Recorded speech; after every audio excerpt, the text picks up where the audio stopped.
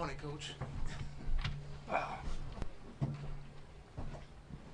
mean, we've got to start with what did you think about the performance of Drew Holiday tonight? You know, a big time night from him. Oh, I thought he was really, really good, but I mean, he's been really, really good the whole season. So it's not, this is not like a surprise or anything. He's been great the whole season, and as I said, in my opinion, and I may be a little bit biased, but if you can tell me a better two-way player in the league right now, Kawhi's not playing, I understand that, but if you can tell me a better two-way player in the league right now, I'm willing to listen. But what we ask him to do and the things that we ask him to do offensively, he was just great tonight. But I thought our whole team did a good job. Once again, I thought it was a good team win because when we needed guys to step up, we had different guys that stepped up and made big plays for us. On the left, please. Just kind of overall thoughts, Alvin, on leaving here 2-0. I don't think anybody predicted. I think everybody on ESPN, 22 analysts, picked Portland to at least win one of these games, and now you're leaving here, going back to New Orleans up 2-0. I guess it's great that we don't listen to the analysts then. To me, we got 2 wins. We still got to get 2 more wins. So we're not, overly excited about anything because, we still have 2 more games that we have to win. And we're playing against a really, really well-coached, great team. And, we've done an exceptional job on those 2 guards, and you never know when they're just going to go off. And so we're not celebrating anything. We're not doing anything. We've got 2 wins. We have to come up with 2 more. That was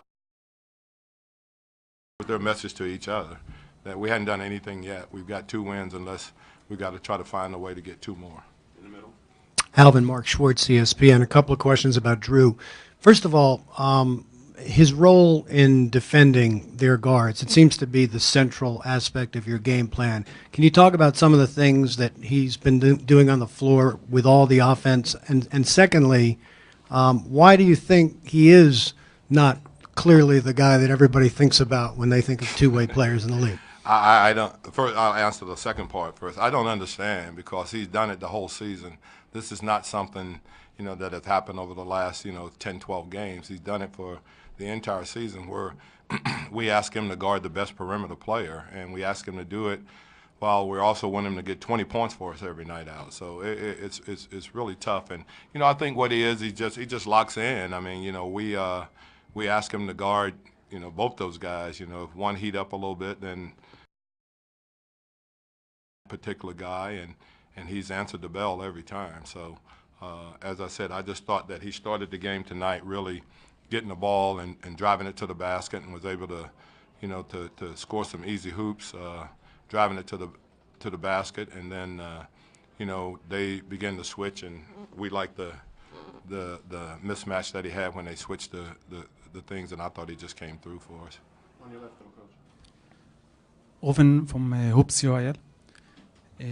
Rajon Rondo had 17 assists in the first game, and tonight it seems like Portland managed to deflect some of his pass to Davis. Instead, he gave you 2 clutch 3-pointers and several points at the fourth quarter. Were you expecting this kind of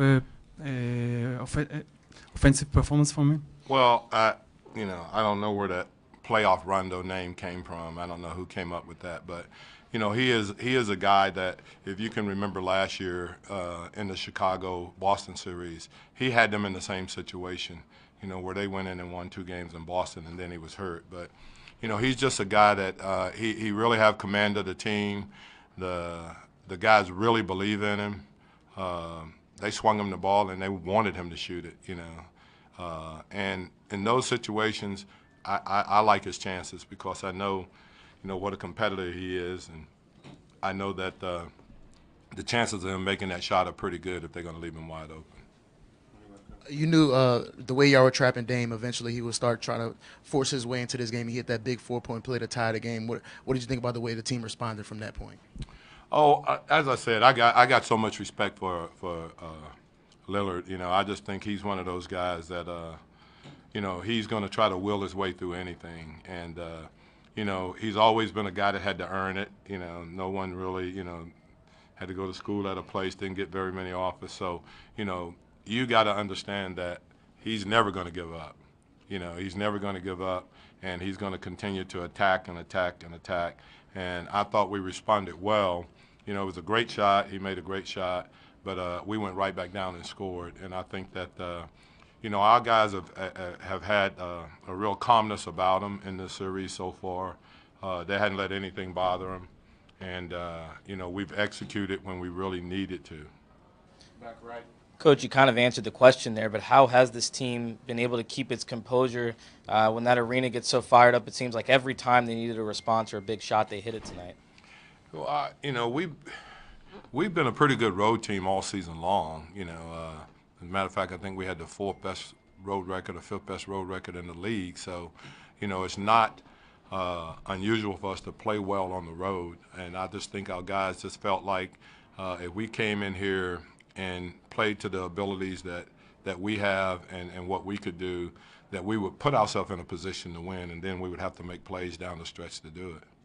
You were asked, Alvin, earlier today about heavy minutes and a quick turnaround with the next game being on Thursday night. Is that almost a positive now that you're up 2-0, that your team is going to play so soon with so much confidence? Well, I think, you know, you just play, and everybody looks at minutes and everything. There's a guy in Cleveland that's about 65 years old, and he plays all game, and he plays all game very effectively. You know, my guy, the other one is 26, and the other one is 29. So, you know, I don't worry about minutes at this stage. I really don't. You know, I mean, LeBron does it every night. 82 times he's done it, and 82 times has been way over 30 minutes. And so if he can do it, I think the other guys can do it. And to me, at this stage, you know, you want your best players on the court as many minutes as they can possibly be out there. So, you know, I don't worry about the minutes that we're playing them. You know, we can rest all the way. We got a 4-hour plane ride that we can rest and sleep, and nobody will bother them. Yeah. Coach, first playoff game in New Orleans in 3 years coming up on Thursday night. What are you kind of expecting from the crowd on Thursday night? You know New Orleans. I don't have to tell you about that.